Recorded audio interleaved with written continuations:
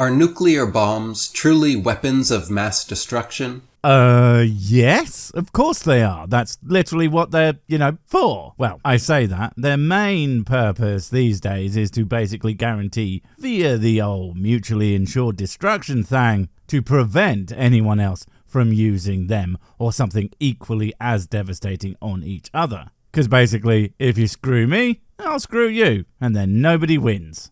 Except for me, because I would find it funny. And this works, because they are in fact weapons of mass destruction. Or are they really just weapons of mass deception?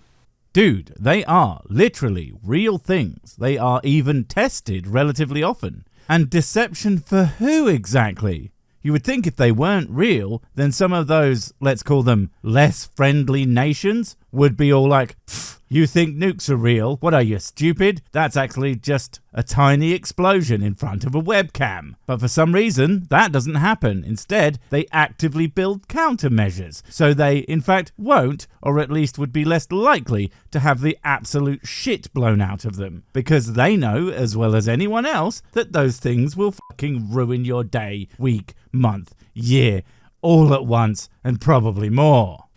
Footage of alleged nuclear explosions, when analyzed with a critical eye, reveal undeniable evidence of photo trickery.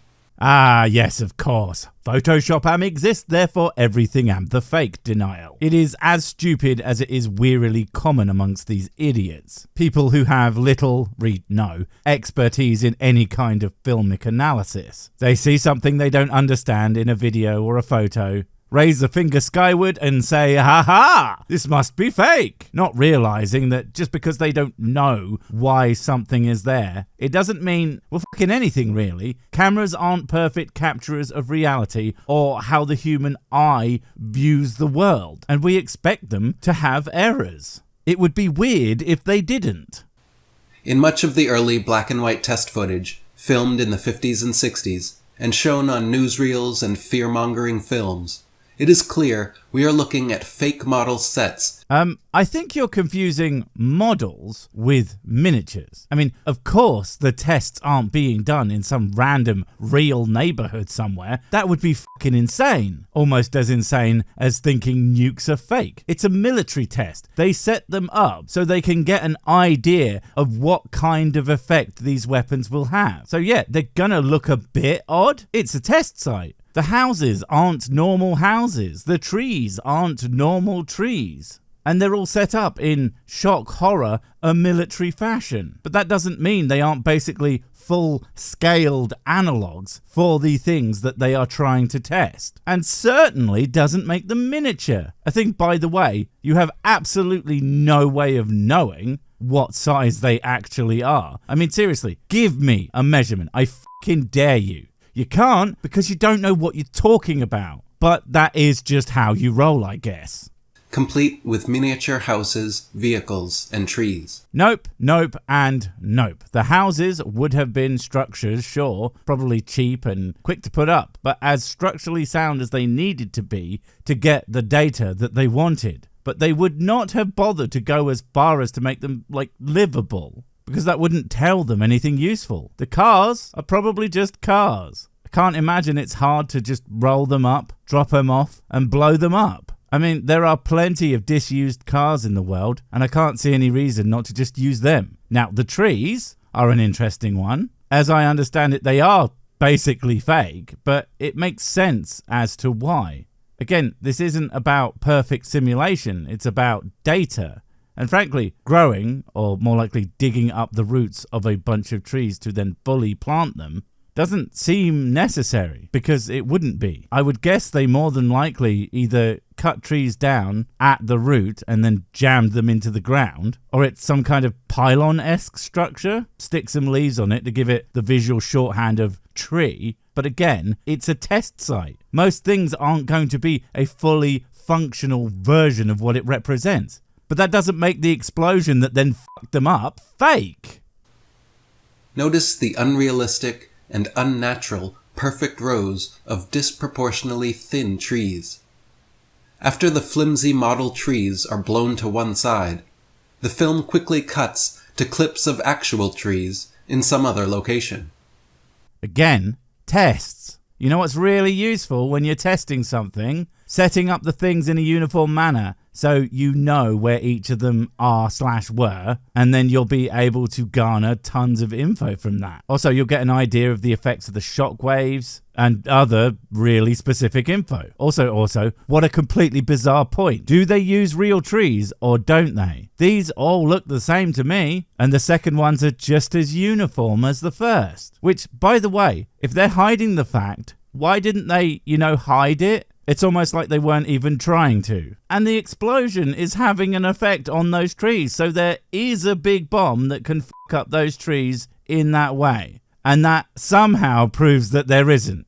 Eric, you really are not a very smart man, are you? Similar to how a stunt double changes with the main actor during the crucial action scene. These clips intersperse or sometimes superimpose footage of models with reality. Again, the fact that there is a bunch of trees getting hit with an explosion, regardless of whether or not you think that it's a different location, utterly undermines the idea that nothing is happening to them. They would either use real trees or they wouldn't. There's no reason to mix the footage. This is just another example of you seeing something that you don't understand, and yet assuming your ignorance is proof of fucking anything other than the fact that you're a moron. The first H-bomb test, known as IV Mike, looks more like some stop-motion lava lamps than an explosion. It's hilarious to me that you use a piece of footage that looks nothing like any kind of lava lamp that I've ever seen. And also, a lava lamp isn't stop fucking motion. What are you talking about? What is that even supposed to mean? Well, I know what it means. You don't know what stop motion is, other than it's a thing used to make something not real appear animated, therefore it must apply here. Oh, and let's not forget that there's literally evidence of the fucking explosion, since it basically wiped out a goddamned island, leaving nothing but a mile-plus wide hole in the ground. But no, that was probably aliens or some shit, right? Many other supposed nuclear tests appear to mix sped-up footage of sunrises with real explosions to give the effect of a much bigger blast. Translation: I think this thing looks like a sunrise, so that must be what it is. As we all know, no one thing ever looks similar to something else, especially not when it's a huge hot ball of fire. Those are the things that look the least like anything else. And it's funny that you bring up the sun, because the actual temperature of the explosion at that stage is actually hotter than the surface of the sun, which is wild, by the way, and also explains at least partially why these things are so damned destructive. Again, vaporized a fucking island. That shit is horrifying, and only made more so by the fact that they are real despite the protestations of mental incompetence who don't want to deal with the reality that the world is a bit of a scary place sometimes. Footage from Operation Dominic appears to show a sunrise with the brightness slider rising in post-production. Yet another one of those I have no understanding of anything that's ever happened moments. Dubay believes that because we have the kinds of tech that can easily allow for certain effects today, that same technology must have existed in the 60s. This is patently false. The idea of post-production brightness sliders wouldn't really be available till like the 80s at the earliest, I think. And while they could have used some of the primitive analog techniques to achieve the similar kind of effect, you know what would have been way easier? Oh, I don't know. Perhaps filming an incredibly powerful explosion. I wonder where they might have found one of them.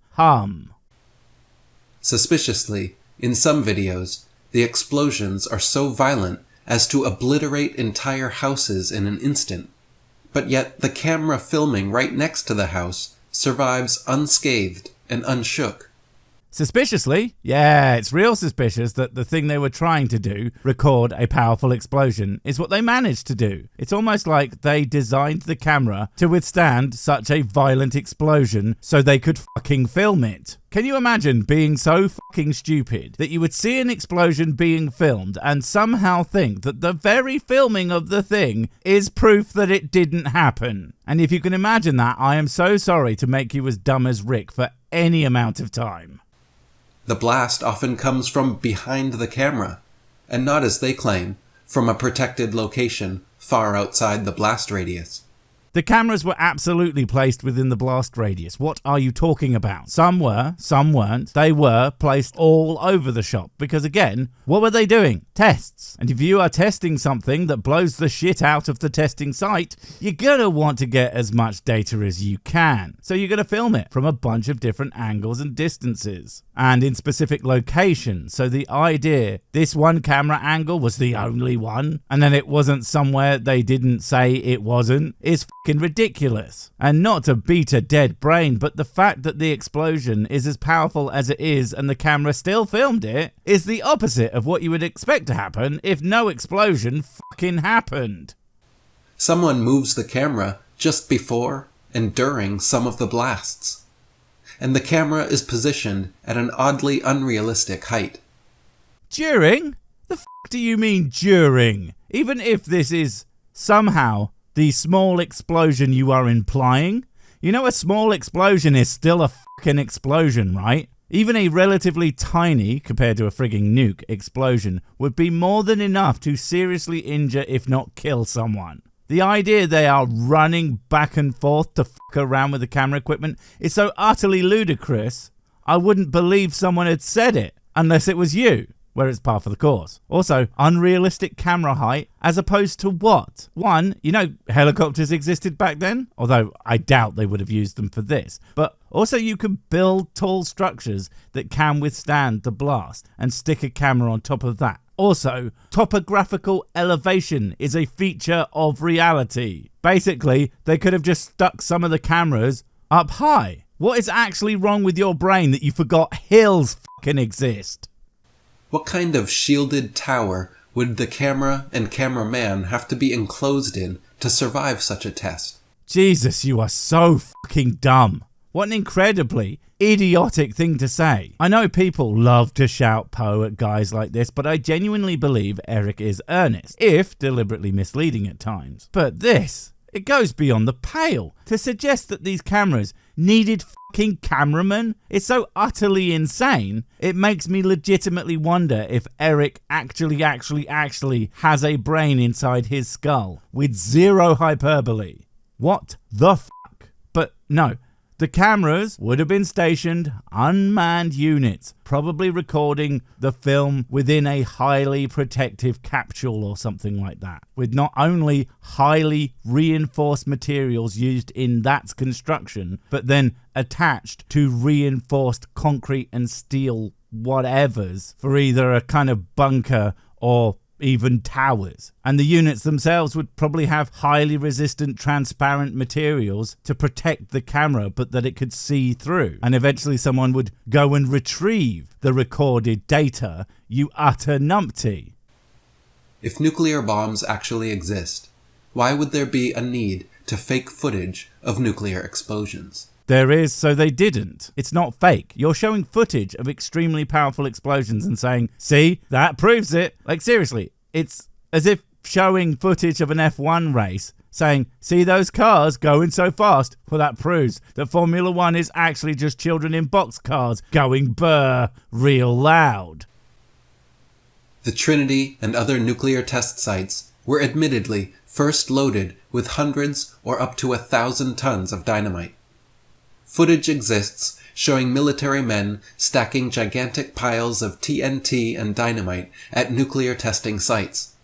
Oh, I can't imagine why, when testing one kind of explosion, they might use a known type of explosive as a way to compare. I mean, it's not like they literally scale explosions by the tonnage of TNT, almost like that's where the fucking word megaton comes from or anything like that. No.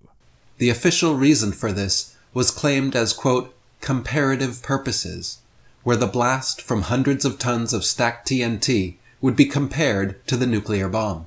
Okay, yes, exactly. That's how fucking science works. They have to know exactly how it differs to just a big pile of explosion so they can know whether it's worth pursuing. I mean, that's not me saying bombs are good, by the way. It's just saying that if you're pursuing a specific goal, then you need to know that you aren't wasting your time when you could just pick up a load of TNT and throw that at whoever you're fighting. But you just know where this is going to go. No. They just made a big pile of dynamite and that's what the explosions are. Except, again, tell me exactly how much you think we would need to wipe out a goddamn island off the map. Don't answer, because I'll tell you. 10 million tons. You know, we might be better off figuring out a new kind of weapon. It will really cut the cost of transportation and storage and finding the really long piece of fuse wire so that we don't accidentally blow ourselves to fucking oblivion, eh? Stop right there, criminal scum! You violated my mother. With each team sent to separate islands, each stacking piles of explosives, but both told that the other island would have the actual bomb. It would be simple to deceive the very men creating the deception. This all sounds very clever and big-brained until you consider another fact about nuclear bombs. They leave evidence, especially the older ones. There was literally millions of tons of nuclear fallout, which, for those of you who don't know, is essentially irradiated debris from said explosion, which, as these bombs are fucking huge, leads to a shit ton actual measurement of the stuff that they were able to detect for absolutely bloody ages after the fact. If they weren't real, that shit would not be there.